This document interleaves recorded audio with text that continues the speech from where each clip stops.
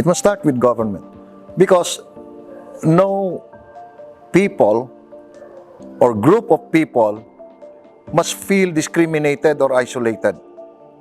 Okay? The leadership must not discriminate, irregardless of religious beliefs, political affiliation, okay, idealism, or ideology. Lahat tayo may paniniwala, di ba? With regards to the Muslims, their religion, their religious belief is their ideology. That's their fighting faith. Okay? So, everybody, and it starts with the government, must be able to respect that. Kasi ang buhay ng mga Muslim ay nakaayon sa Quran. Kung ano ang sinasaad ng Quran na maging pamumuhay nila, yun ang sinusunod nila. However, syempre, nagkakaroon ng iba't ibang interpretation naman, maging sa mga tagasunod ng Islam. Now, if I am the government, okay, I must make the Muslims realize that they're important to the country. Okay? That they are an integral part of the Philippines as a sovereign state and nation. And they are not apart. They are one with us. Yun yun. They must feel that they belong. Hindi yung, kasi minsan, I'm sorry to say this, pero may mga Pilipino na kapag nakita nila Muslim, parang it connotes something else eh. Which is really wrong. Ang kailangan itong mga ito, yung makakuha sila ng general acceptance to each and every Filipino. Okay. And again, that must start with the leadership. That must begin with the leadership. So, I believe lahat ng mga Pilipino, whether ikaw ay Muslim o Kristiyano o Protestante or kahit na ano pang reliyon mo, Pilipino ka pa rin. Di ba? And that it is your responsibility to be a productive citizen of this country. Kasi yung pagiging Muslim mo o pagiging Katoliko mo o pagiging Protestante mo, that is not a reason for you to be treated differently as a Filipino citizen. We are all citizens of the Filipinos. Now, balik ako doon sa unang inano ko, di ba? You're talking about productivity. So that's it. You identify what are the assets. They have lands, they have provinces where they dominate. Di ba? You help the Muslims, the Muslim people, the Muslim community, so that they would be able to maximize, to realize and recognize the assets that they have in their own particular locations or provinces or regions. And then, pagka na-recognize na nila yan, they maximize the true potentials in sync, in parallel, or in balance with the potential of the human resources.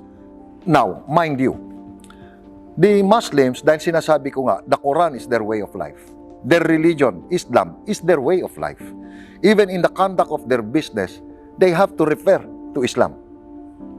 Okay? And the other Filipinos who are not Muslims, they must respect that. They must accept that. They must realize that. So that yung coordination nila with each other, hindi nagkakaroon ng problema. In other words, when you're dealing with a Muslim, you know how the Muslim does things. And as a Muslim naman, kasi minsan sa kanila, there are a lot of things in the Quran that will not be compromised eh. Di ba? Eh kung ang Kristiyano nakaka-compromise, then do it. If they cannot, then don't deal with each other. Parang ganoon lang. But at least even if you don't deal with each other, the respect is always there. Yun ang sa akin, sir. No? So kung ang halimbawa, the Maranaos, they're traders. So, let them grow in their trade. Di ba? Kung ang mga Tausugs, medyo militaristic ang mentalidad nila, bakit intayin natin na makaramdam ng pagkaapi-apihan yung mga yan, di gamitin natin sila para maging, police or militar or whatever, but again, integrated with the government, with the main system. We just have to recognize the assets of these people. And then, make them realize that they have to exist peacefully and, if possible, in prosperity with others. Meron pa mga IPs dyan, may mga indigenous peoples dyan na doon sa mga lupain nila, di ba? May mga Kristiyano din dyan. So, ganun lang, sir. You know, I had a lot of Muslim friends and they excelled in their own particular trades. So, I don't see any reason why other Muslims will not progress. But then again, sabi ko nga, balik tayo, question of leadership. Pag hindi mo binigyan ng opportunity, it does not matter kung Muslim ka o Kristiyano ka or Ilocano ka or Tagalog ka or Bisaya ka. If you're not given an opportunity, lugmo ka sa kahirapan. At magiging limitado ang pwede mong abutin. Sir, kahit naman anong relihiyon yan may pangarap din yan. May gustong abutin yan.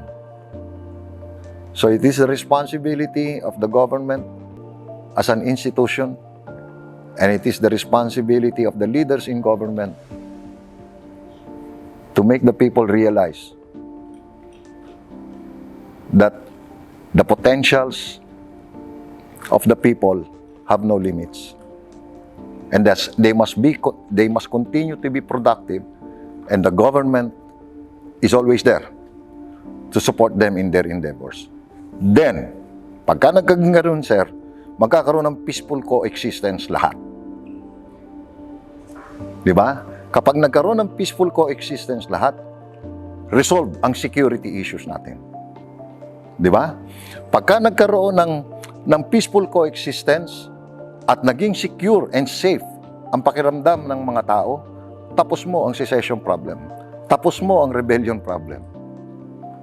Tapos, dinagdagan mo pa ng fair dispensation of justice because a lot of these people, they turn rogue because they feel they don't get the justice that they deserve. But then again, balik sa responsibility ng leadership yan. Di ba? So that justice will be dispensed to everyone equally and fairly. Pagka naano natin to, sir, sa totoo lang, marami tayong mariresolbang issue, not just pertaining to the Muslims.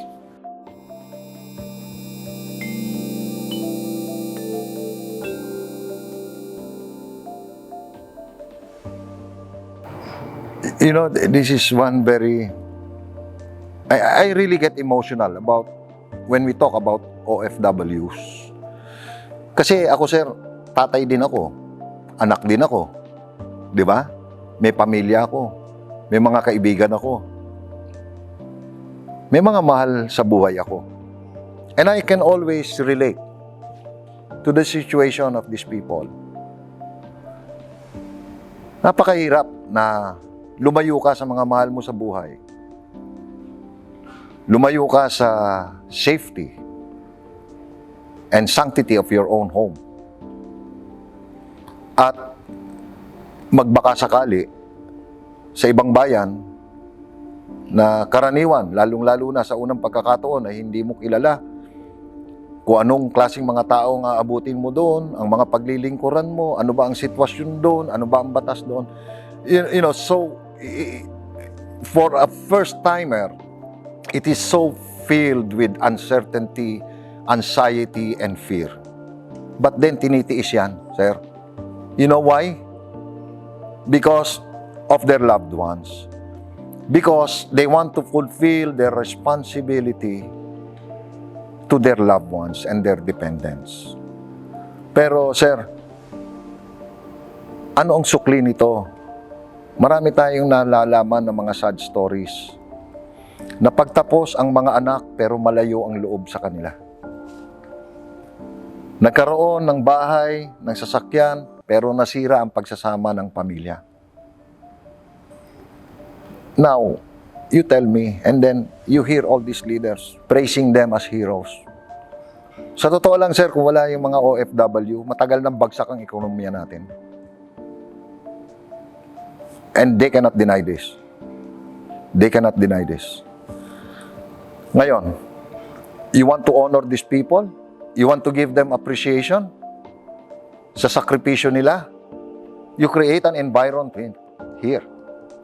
An environment that is adequate for them to find opportunities to be better. That's how to do it. Sir, sa totoo lang, may mga mamimit ka. Pinapahalagahan sila sa ibang bansa. Pinapahalagahan sila ng mga dayuhang kumpanya, dayuhang pamahalaan, dayuhang individual. Bakit dito wala silang pagpapahalaga? Ang pagpapahalaga sa kanila, tuwing eleksyon. Di ba? And probably a recognition of the fact that if not for the remittances of the OFWs, that will drastically alter negatively the economic situation of our country. There was a time that the Philippines was prominent in the community of nations as an exporting country of agricultural and other kinds of products, minerals. Ngayon, sir, our prominence is mainly for the export of human talents and resources. But, you know, it's people that make any country or nation great. What I don't understand is why can't Filipinos, on their own, make this country great? Although they have the capability, they have the ability. Why is it that Filipinos in other countries, they contribute greatly to the economies and to the success of their particular establishments or governments? Why is it that so many people spend their productive years in a foreign land with a fervent hope that one day they will come back in retirement? Why in retirement? Kung kailan lessen na ang productivity nila. Why? Because they love their country. Kahit na wala na silang magagawa, gusto pa rin nila ang kanilang bayan. Kung gusto nila ang kanilang bayan sa kanilang retirement, bakit hindi nila gugustuhin during their productive years? The problem? They have no opportunities here. Sorry to say. Now, if the Philippine government is using the OFWs as some sort of a diplomatic stick in a community of nations, I'm very sad about this. I want to see the day that the Filipino will find opportunity in his own country at ang aalis yung gusto lang. Not by force of circumstances, but because yun talaga ang pangarap niya ng manggibang bayan. I hope that the Filipino family, the ties, will always be stronger because I believe that in unity, there will always be strength. Kaya marami tayong nagkakaroon ng issues. Maraming nagkakaroon ng issues sa mga pamilya. Kahit na sa mga bata na product ng, OFW families. I'm sorry, but this cannot be denied. Sana wag sila magalit, but this is a reality that exists. Now, who is to blame? The leaders of this country who keep on praising them and courting them during elections, but are actually doing nothing to resolve the situation. Para bang resigned na sila to the fact that OFWs will always have to be there. Resigned sila to the fact that a Filipino, a common Filipino, ang ordinaryong Pilipino ay kailangang mangibang bayan para magkaroon ng katuparan ang responsibilidad nila sa mga mahal sa buhay at magkaroon ng katuparan ang kanilang mga pangarap. And then babalik sila rito after their productive years. They will try to engage in small business to keep, the income going. Wala rin naman support ang gobyerno, sir. Kung ano yung gusto nilang gawin. Hindi naman sila tinutulungan, wala naman technical support, wala namang ibang support. Tapos magiging biktima pa sila ng sariling korupsyon doon sa sarili nilang pamahalaan. Don't you think this is quite sad? Na bakit ganito ang sitwasyon natin ngayon? You want to know why? Because the leaders of this country allow it to be that way.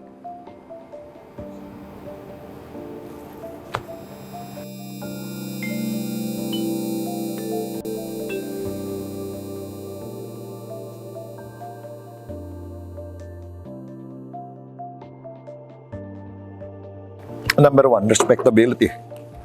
We must achieve a certain degree of respectability in this community of nations, which we once had. Because there was a time that the Philippines was leading a group of nations. Okay? Now, we can regain that. Yes, we can. How? We need leaders who knows how to balance relationships with other countries. We need, even strategically and geographically speaking, the Philippines is a very important country in this community of nations. Yun lang sitwasyon natin geographically. That's why hinahangad tayo ng maraming bansa. Not even to consider yung resources natin. That's why maraming nag-exploit sa atin. Di ba? But then, we need leaders who knows how to balance. We cannot favor anyone eh. Sir, ngayon, yung natin, ang situation ngayon, nag-evolve na. Di ba? Maski nga ang Iron Curtain ng Russia, nabuwag na. Ang bamboo curtain ng China, nabuwag na rin. Di ba? And we can see na ang once domination ng Amerika, hindi naman ganoon ng katindi. Unlike before, na pagka sinabi nila, yun na nasusunod. Ngayon, may pumapalag na. Even among their allies. Okay? So, now, respectability is the key.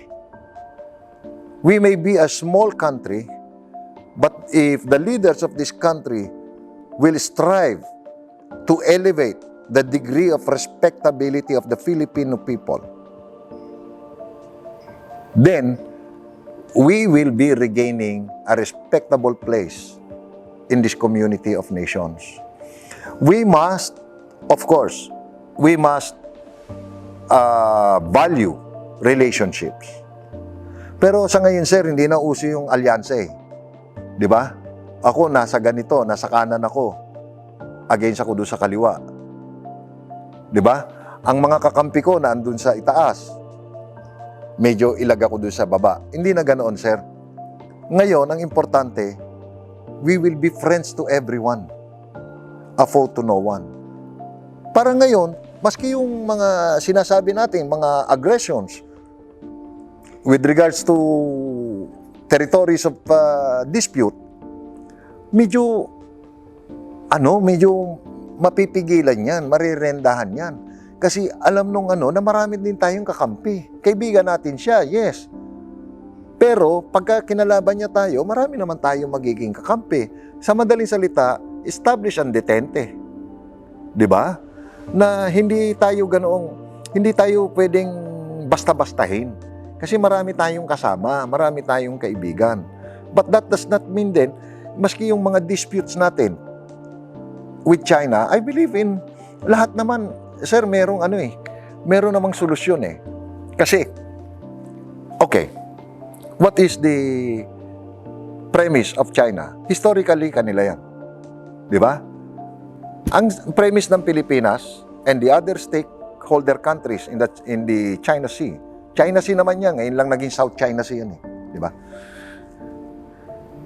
Geographically speaking, that's within our territorial limits.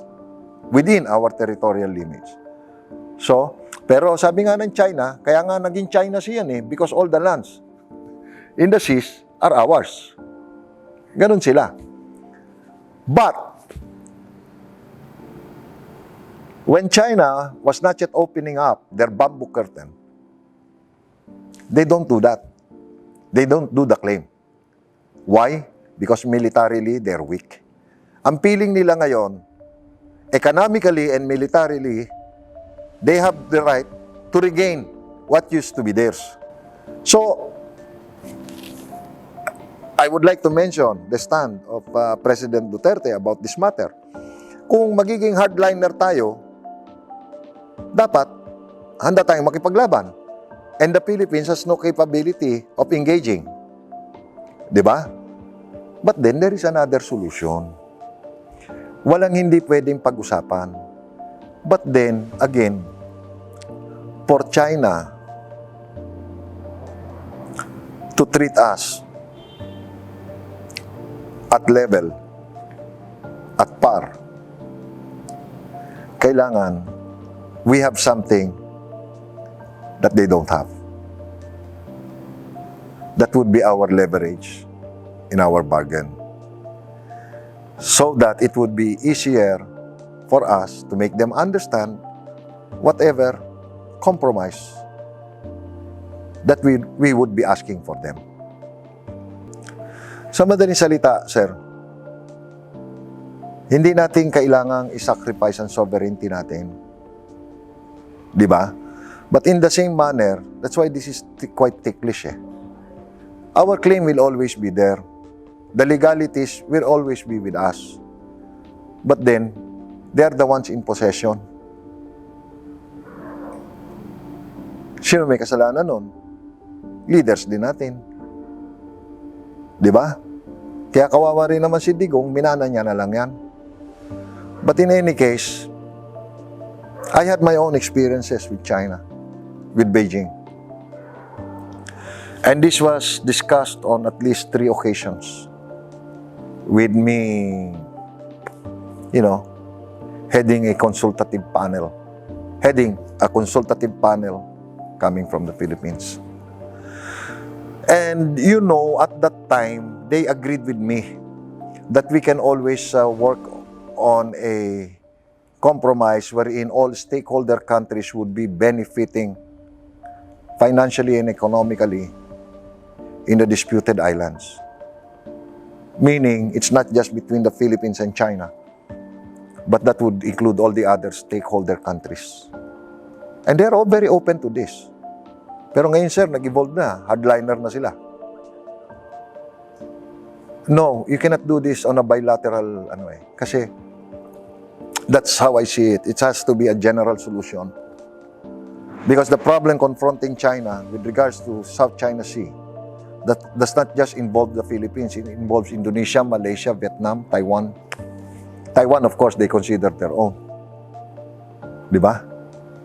But you can never ignore those countries. If you need a solution for the Philippines, you must get everybody's act together. That's how I see it. But then, sino ka as far as China is concerned?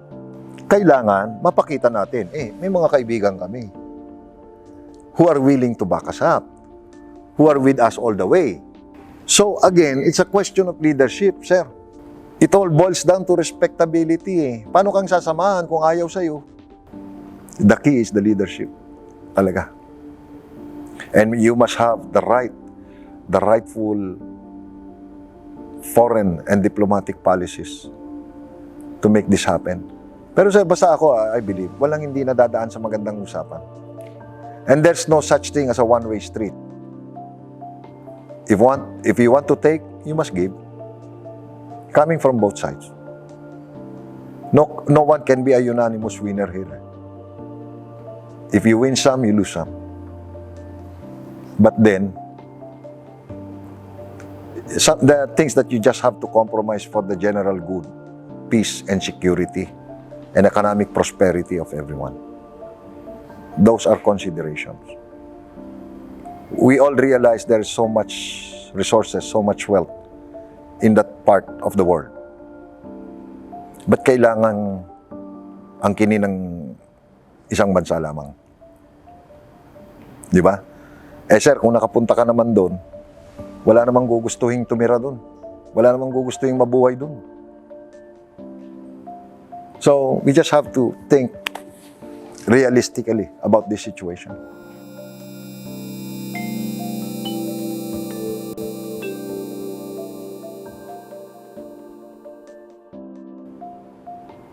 Kasi you don't lose your sovereignty naman with this globalization thing. Di ba? But then I'll go back. Dapat i-promote natin yung sarili natin. Dapat yung assets natin, yung wealth natin, yung richness natin, i-maximize natin. At saka lalong-lalo na yung tao. I-maximize natin to. Believe me, kapag nakaangat ang antas ng pamumuhay at dignidad ng mga Pilipino, the sovereignty will always be there and nobody can take that away from us. Okay? Now, with regards to globalization, yes. Why? Because we need everybody. We can maintain our self-respect and sovereignty at the same time being friends with everyone without favoring anything in whatever aspect of existence. We need other countries. Yun ang akin. So we welcome globalization, but then we use globalization also for our own. Di ba? Galingan natin. Kasi globalization, there goes competition. We can also maximize on that eh. Pero galingan natin. So the world is our market. Correct? Ganun lang akin. Kung inferior ang quality natin, sir, ang mangyayari, yung globalization, puro papunta dito. Walang palabas. Oh. But I believe globalization is good. And we can use that to our advantage also in promoting what we have. Because a leader of this country must always think of the interest of the people, of the Filipino people. So, maski yung mga negosyante na yan, manufacturers, industrialists, they should not fear globalization. That should be their encouragement to improve and excel. Kasi walang hindi kikilala eh. Kung ang Pilipino as an individual, kinikilala sa buong mundo, hindi pa kaya yung produkto natin? Bakit magagaling ang Pilipino, hindi kayang gumawa ng magandang produkto? I will not believe that. So itong mga negosyante, like these people that we have here, some of our guests, some of our friends, gagawin nila lahat to excel. Para pagdating na sa global stage, nakaangat sir ang Pilipino. Kikilalanin.